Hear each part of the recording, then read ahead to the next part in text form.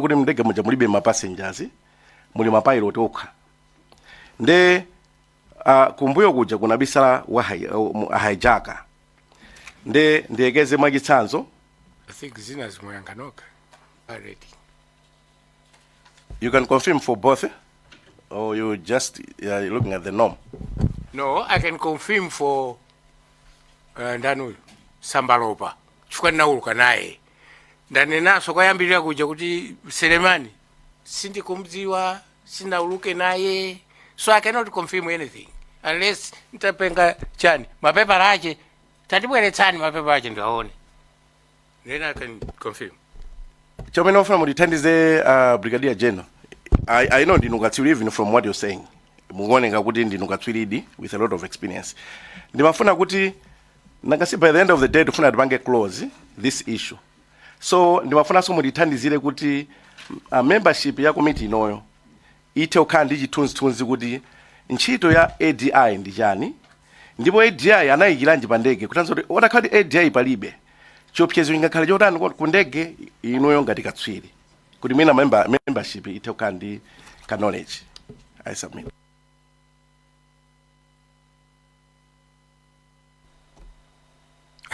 Anyway, mwatipasa chithunzi china cha inuya honorable member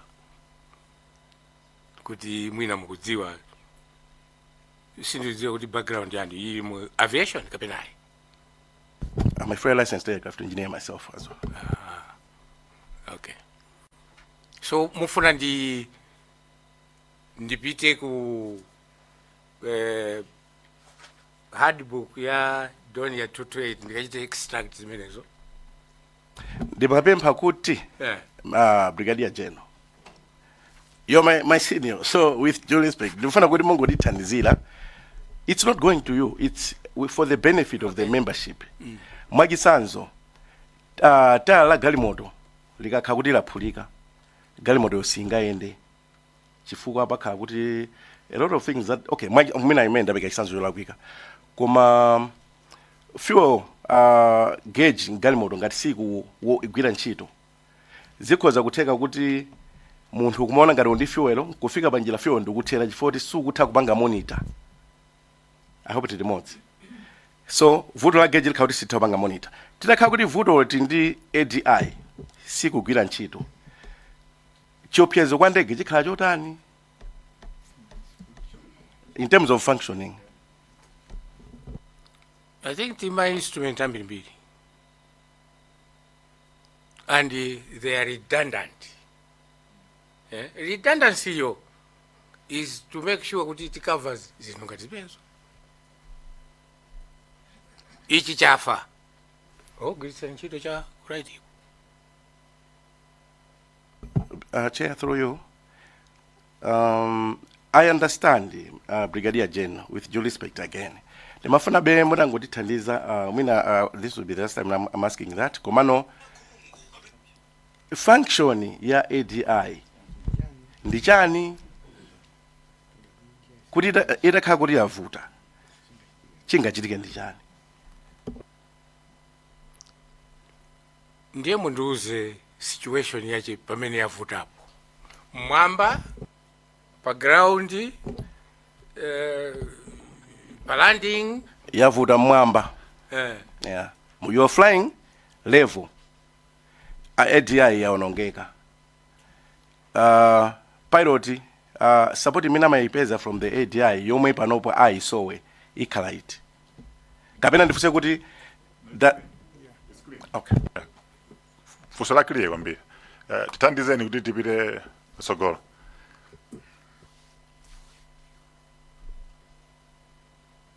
Mufuna kuti ndingokufotokozera pamwamba kapena in detail.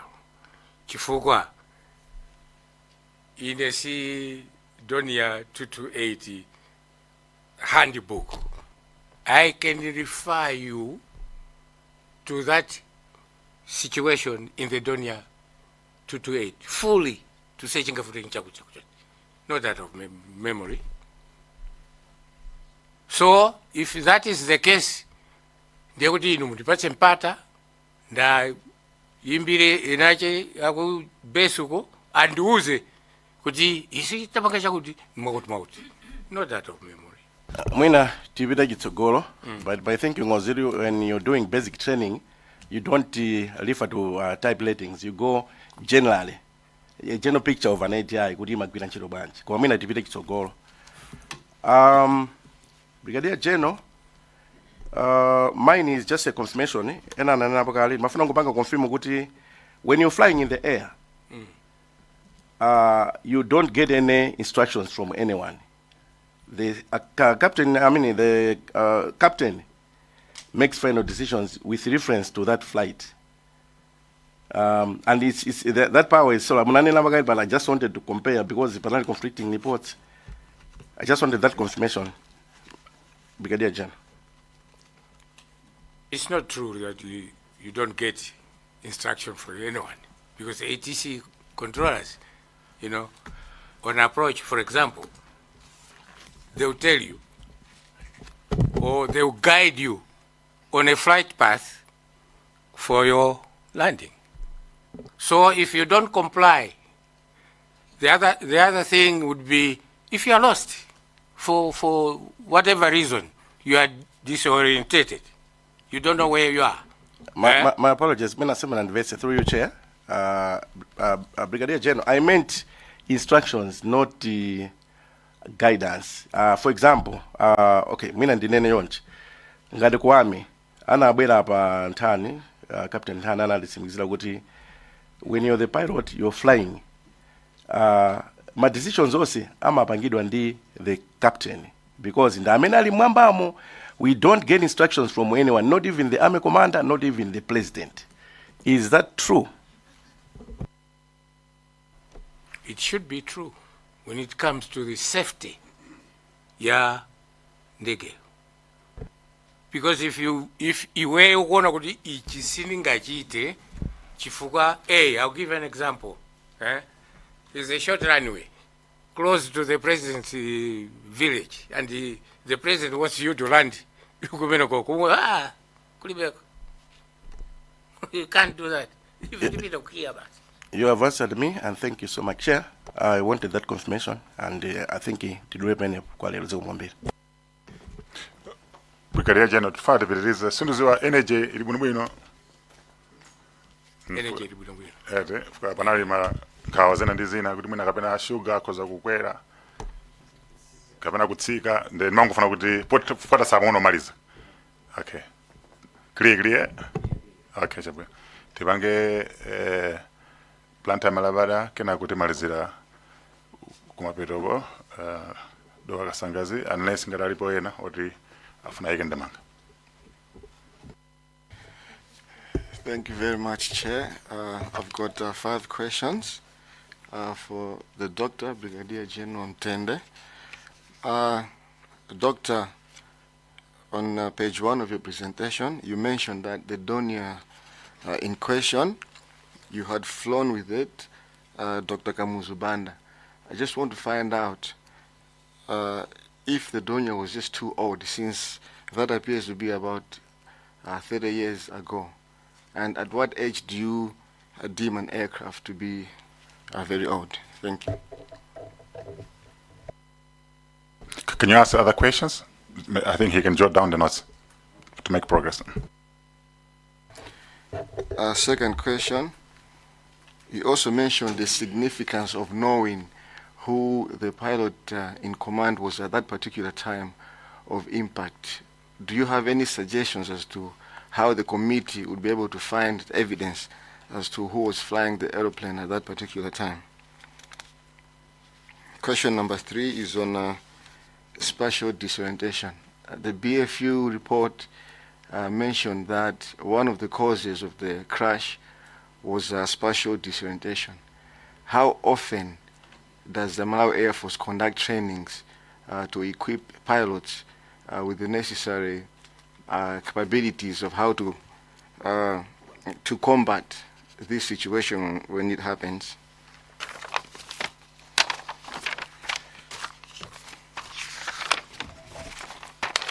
Number 4, you also mentioned that the BFU report was conducted by experts, And I think you had alluded to the concept that these experts might have known what actually caused the plane crash, and also who would have been responsible for the crash.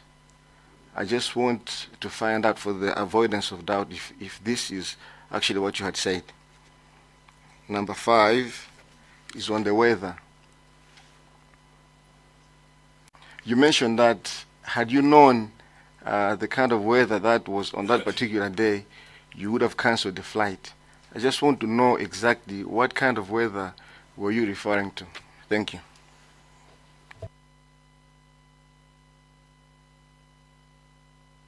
Brigadier General, you have 5 questions.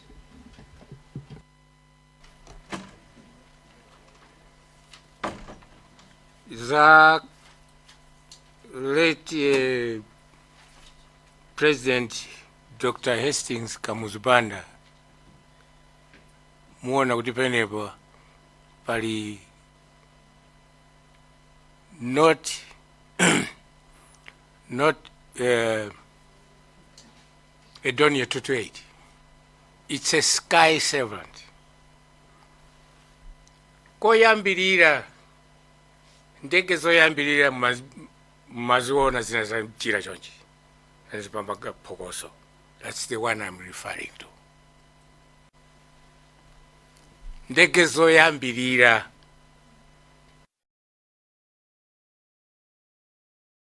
I hope there is that distinction.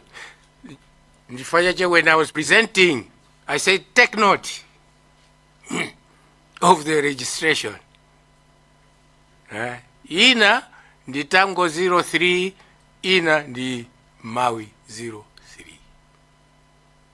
Ndizija ndanena kuti timazitenga from Zomba, kazisiya kuti ku Germany, ndikutenga Donia 228 zimene zitinazo pakali pano bweresa pano. So I'm referring to ease the word. Zimene zimapanga phokoso because we were modernizing the fleet. Now this is Tandiza. You know, they would be surplus to our need. They would be useless to our need in terms of even capacity, performance, endurance. Even now, tunena kuti Donia 228 because of nazo kwambiri, kutali kwambiri. Koma, we even have now other new Chinese aircraft that can take more and go longer. Whether we have pilots or not, that's another story and discussion.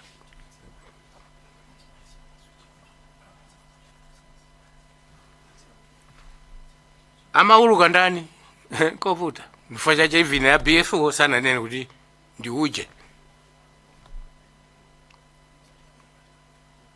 nkulupira kuti titakwafusa iwo inu the same question that you have posed to me BFO titakwafusa kuti kodi inu tatuzani amauluka ndi ndani, because if they did the investigation and we also I don't know, I think ITC anapanga suna also investigation, Amalawi Army anapanga suna investigation sicho cha MDF anaina kuti ndanda mina nauka chifukwa chani akulephera kunena kuti ndi uyu. Ndafotokoza apapa kuti wauluka ndi awiri, and tsiku limenelo amauluka ndi Sambalopa ndi Selemani kutsogolo aliyese city. Sindidziwa kuti Sambalopa anali city yapa left yapa right, I don't know. Okay, Koma, as they were progressing with the flight, good or bad, they hit or they crashed. Who crashed? Who was manipulating that aircraft to come to a crash? Ndindani. Tingamziwe, ine silikumziwe. Chifukwa chani ndanena kuti mulibe chani voice recorders kuti tikanamva ma voice awo mwina kuti ali pafupi pachani popanga crash tikananena kuti mawa ndi uchi. Okay, koma panopo we just take, making a guess. Palibe amene angandiuze ine kuti ndikunziwa mauluka ndi uchi ngati ndiya kuti ukudziwa bwanji kuti anauluka ndi amene.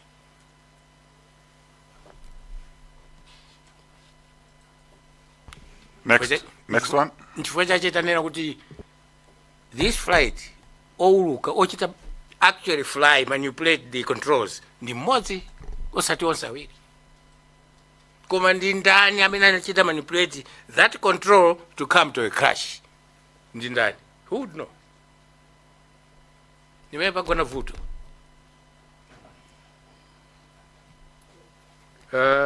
Kuli mafosa na brigadier amene sema nayanke? Yes, ilipo. Panali funso la special disorientation. Iyi tulu sikuti ndi ili ngati ukuyendetsa mgalimoto and then lightning yafika pa imakupanga wijenet imakupanga it's only for a short time, but within that things can go wrong, and they go wrong even in the aircraft unless kapena ukuluka pachani autopilot, because if it is manual and you're handling it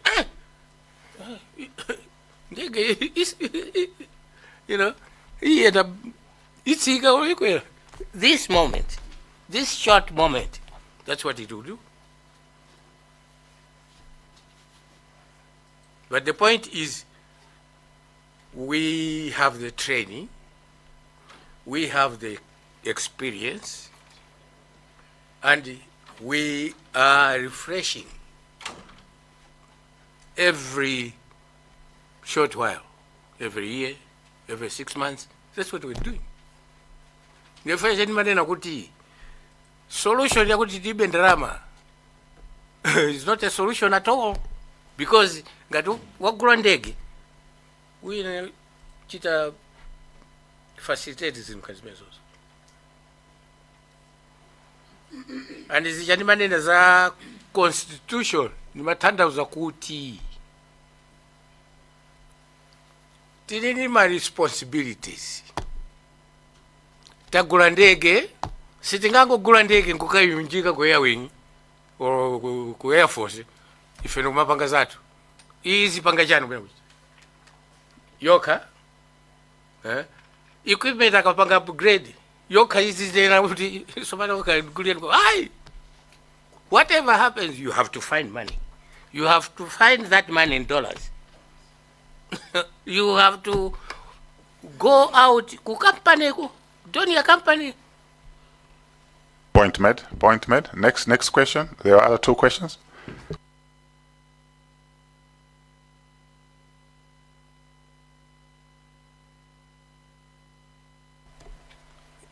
That was imene mnanena sina nene kuti anthu osana ndiye weather because ndibe proof ndiye kuti ifeyo panopa tinyamuke tipite kuti ku Department of Civil Aviation kanena kuti weather mdapatsa nditi, then we can take it from there. Chair, what I wanted to understand is he mentioned that a certain type of weather would prevent him from flying. So I want to know what type of weather he was referring to. Okay. Weather I meant utanthauza kuti I wouldn't fly would be weather that is close to the ground, for instance, that would make me not see the visibility, meaning the landing minima, because each approach, okay, kandikia ilindi ukoza kutsika but not beyond this. I'll share an example with you. I took off from Lilongwe Air Base, Pafupi project, kupita ku Kia. When I was on the approach, runway sinaiona, the tower naiona, ma building as enawonse naona, zinyali zipenepeche naziona, koma runway sinaiona. Chifukwa chani nanyamuka mama kwambiri, malinga ndi mission requirement zimene kunenazo. Nguzapezeka kuti penepache pakutuluka chani chifunga around there. Chija chimakhala mamawa close to the ground that you can't see. So I had to cancel the approach. Kuti sindikuona. Control tower palibe sindikuona. Ndiye utani. Obviously. But I break off. Koma in the meantime ndingozungulira pompano hopefully kuti ndikuona kutsogoloko ikupanga chani so that fog is clearing. So I just gave it 2 minutes. And that's what happened. Tazungulira kuseriku nkuzapezeka kuti runway ndiyo. Clear to land. And I landed. So it is that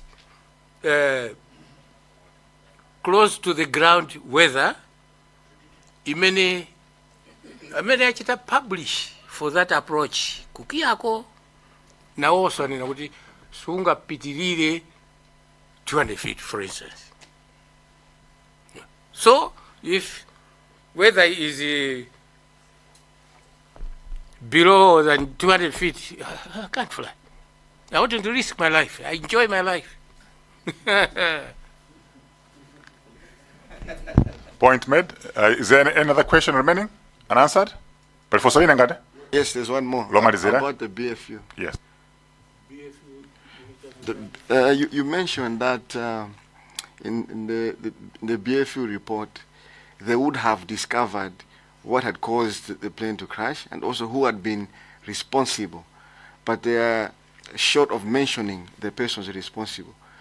So I wanted to find out if you had actually said that. In every accident report, alipo anthu amene ayitanitsa that inquiry for them to understand what's going on. Okay? So, even in this inquiry, mwapereka ma parameters, okay, tufuna tuone each. Teach it understand each. It's all laid bare. Even on the sermon, many that day, mwapereka ma parameter, talk about here, this one. Not everything.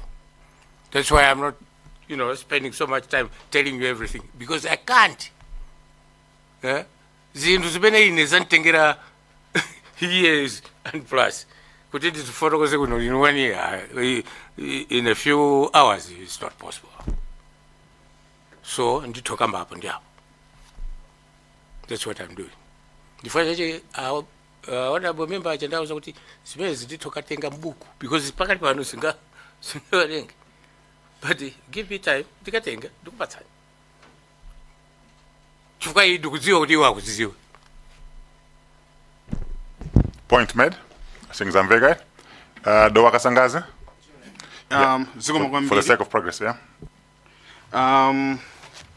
Ndili mafuso wangapo kwa Brigadier General Dr. Ntende. Fuso loyambirira ndimangofuna ndidziwe mukuonetsa kuti muli ndi experience yochuluka ndithu. Ndili ndi interest kuti ndidziwe kuti kodi ntchito ku Malawi Army munayamba liti ndipo munasiya liti. Mwina muzilembera chifukwa choti nthawi ioneka ngati yatithera. Kuza kuyankha mine ndilophweka. I think the more reporting mndanena kuti 1975-76. Kusiya.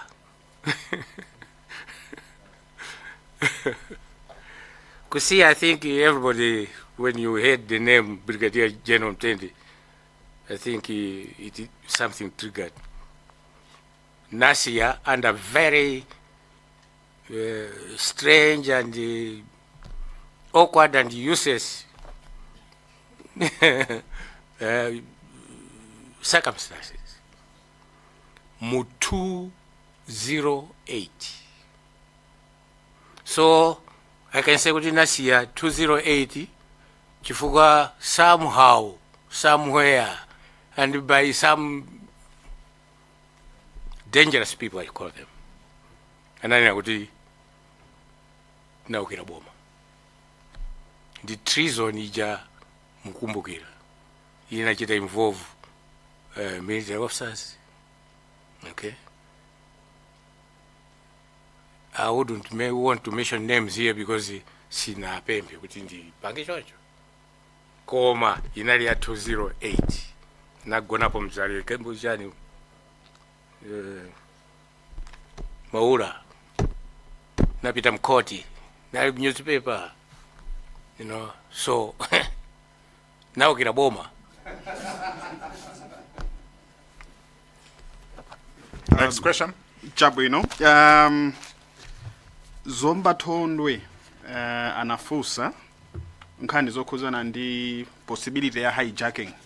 Nde inuyo kuyankha kwanu munazanena kuti zimenezo sizikanatheka. Ndimafuna kuti mungofotokoza chifukwa chani mmaganiza kuti zimenezo sizikanatheka. Pali security ya Malawi Army, the owners of the aircraft. Nachita screen. Mumene munga amati anga bisale moja.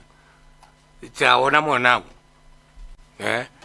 Nde Sambalopa is the senior pilot of a rank of a colonel. In terms of security, ngati sitinga mdalira amene njeti dalira ndani. Okay? Selemani is the rank of a major. Ngati sitinga dalire major wa company yache of troops. Njeti dalira ndani. Aidini major ali ndi anthu ache sizingatheke zimenezo. Ndiye auluke kuchokera ku base ukafika kuti kuchileka. Kuchileka kuli security ya polisi. Kuchileka boss. Alipo pemene pa jambiri mbiri. Unless security you know pali slackness. Pa polisi achilekapo. Pa aerodrome paja. Mwina kapena hijaka ya adusa. But otherwise inu akalikali mkumbukira kuti mahijackers anabwera pachani pachileka ndipo anathana nawo ndaya Malawi Army. So it's just an example. Unless kapena kuti within the VIP protocol we know what waidumba. But the lower protocols, sizingatheki. And don't even think. Next question.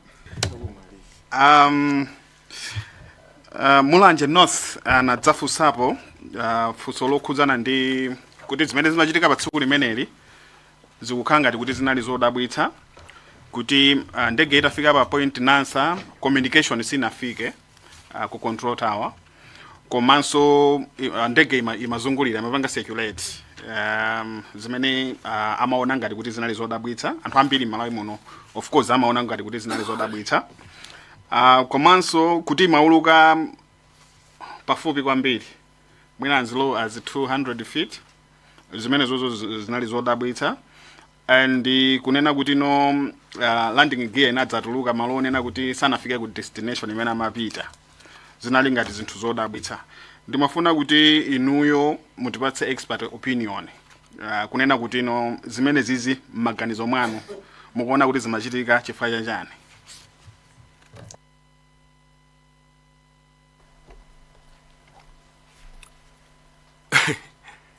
Ngati bad weather inali kuchikangawa kuti panafika point inaje anthu amalephera kuyenda chitsogolo. I think zinafika pompo. Ndiponso mwina kunafika kuti ena just cancelled. Sinona kuti ndani amene achichiraka but ndiye mukhulupira kuti munthu wapasi oyenda amayiona ndege mwama ikutulusa timataya kupanga zimene kuliona wapasiyo kapena is it factual kapena myth? ngati nkhani ya landing gear ndizoti no zikukhangati zili mu BFU report kuti pamene imagwa ndegeyi inali itatulutsa landing gear komanso kuti mauluka pafupi ndi zinthu zoti ngakhale commission of inquiry yakale ija inafotokozapo ndiye tikungofuna tidziwe zoti mazungulira ndege ija BFU report inapanganso record ndiye timafuna tidziwe kuti inuyo ngati expert mukuona kuti zimene izizi zimachitika chifukwa chani.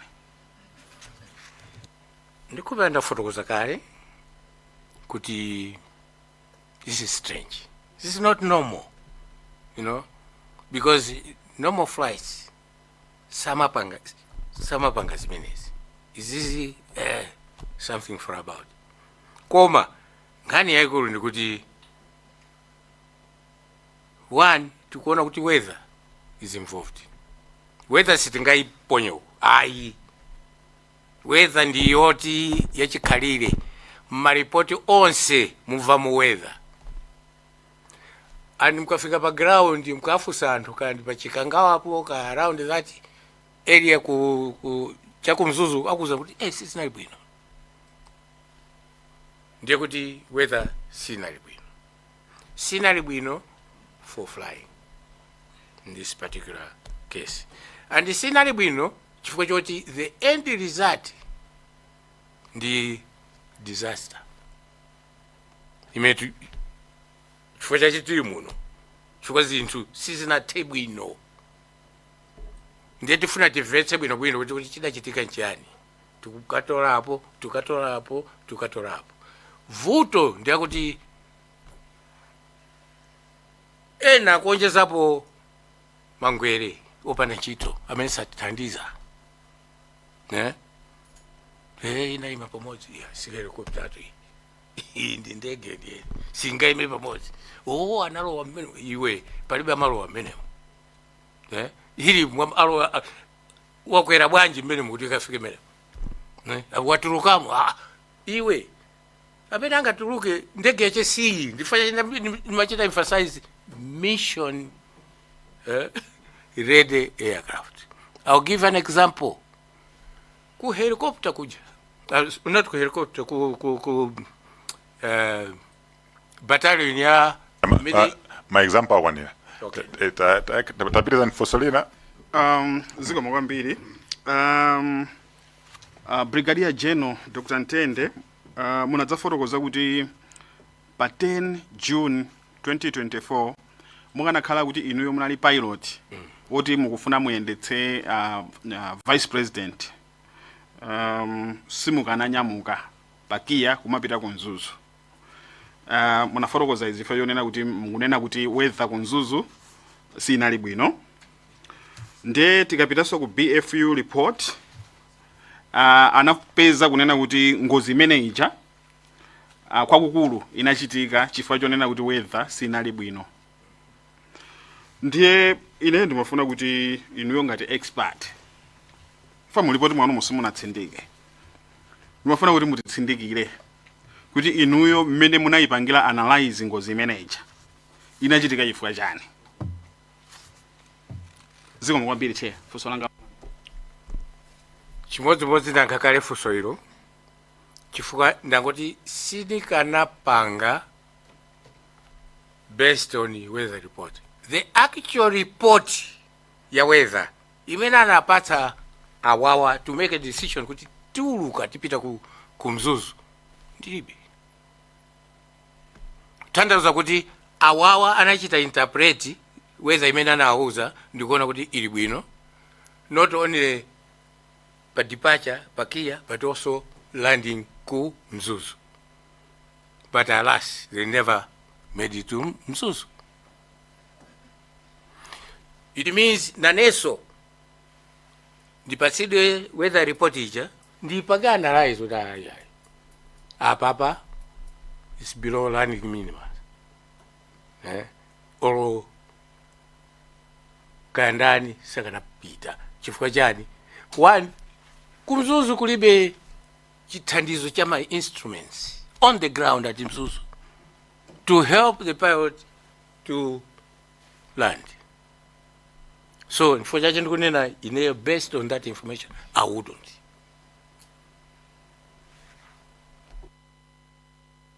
zinapangika chifukwa chani simunganene? I think panopo cholinga chimenecho tikanakhala kuti auja ananena, I think mwina si bwezi tili muno kukambirana zimenezi, bwezi tikanatenga kale conclude auja zinachitika. Ndizimene ndikupanga emphasize all along kuti anthu awiri akuuluka kutsogolo, amene akuulutsa siti kumdziwa. Titha kumdziwa bwanji? Pepala ya flight plan yache. Koma uyu amene anagunda nthaka to crash ndi ndani? Siti kumdziwa amene amauluka koyambirira to make that accident. Palibe amene angamdziwe. Zifukwa zake ndaneneranso kuti chifukwa munalibe chani voice. I think zamveka mwina kungonena kuti ABFU anati nkhani ya weather sinali imodzi mwa sinali yokha, panali causes ena ndi ena, weather nali imodzi mwa iwo. Kunali lack of situational awareness zimene ananena, kunali inadequate pre-flight planning, then mangofuna kuti picture ikhale very clear. Komana na imodzi mwa zinthu zimene zinapangisa ngozi nali weather, so mangofuna ndipange clarify pamene. May have. Okay, so timalizise there's Chair, Nindifuso remote loka, or just a clarification. BFU report chair, if you Nabanga got a different hija, page 44.45, then Mafuna Brigadier General Dr. Ntende as expert. Negeja mene munagambira ndavasiko noti amene ndi mmodzi amakhala awiri koma at particular time amakhala ndi mmodzi amene akuyendetsa all the time. Co-pilot ndola makhoda amene sakuyendetsa at that particular moment. Akati co-pilot, pilot in command, pilot in command, then the co-pilot.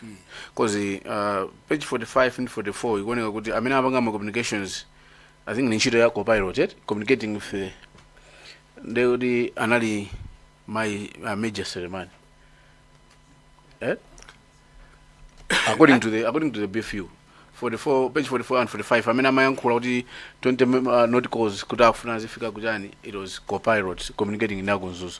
At that particular time, I mean, it's anali Keno Sambaropa. Is it? Because Kajoncho Kabenai. Because of Kajoncho. But you cannot say with certainty because we don't know.